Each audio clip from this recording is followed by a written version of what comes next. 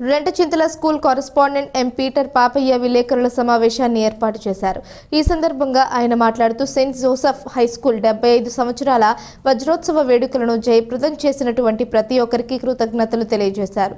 అదేవిధంగా ఈ పాఠశాలలో విద్యను అభ్యసించి ఉన్నతమైనటువంటి స్థాయిలో ఉన్న ప్రతి ఒక్కరూ పేద విద్యార్థులకు తమ వంతు సహాయ సహకారాలు అందించాలని ఈ సందర్భంగా పూర్వ విద్యార్థులకు విజ్ఞప్తి చేశారు.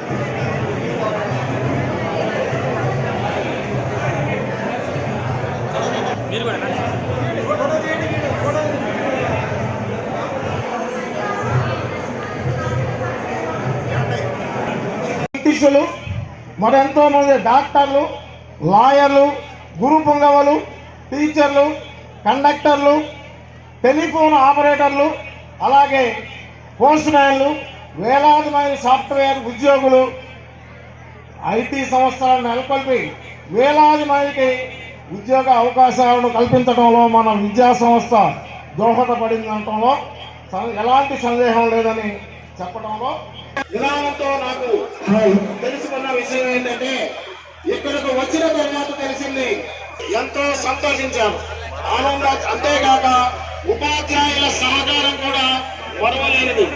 ఉపాధ్యాయులుగా నేను ఈ అవకాశం రావడానికి ఆనందంగా ఉందని తెలియజేస్తూ మరోసారి ఈరోజు 75 సంవత్సరాలు పూర్తి చేసుకొని సెయింట్ జోసెఫ్ హై స్కూల్లో పూర్వ విద్యార్థుల సమ్మేళనం వజ్రోత్సవ కార్యక్రమానికి ఇచ్చేసినటువంటి మరి ఓల్డ్ స్టూడెంట్స్ అందరికీ మరియు సార్సు అంటే ముఖ్యంగా అప్పుడున్నటువంటి టీచర్స్ అందరికీ నమస్కారాలు. ముందుగా మేము 1994-95 సంవత్సరంలో రెంటచింతల సెయింట్ జోసెఫ్ హై స్కూల్లో 10వ తరగతిని విద్యను అభ్యసించడం జరిగింది.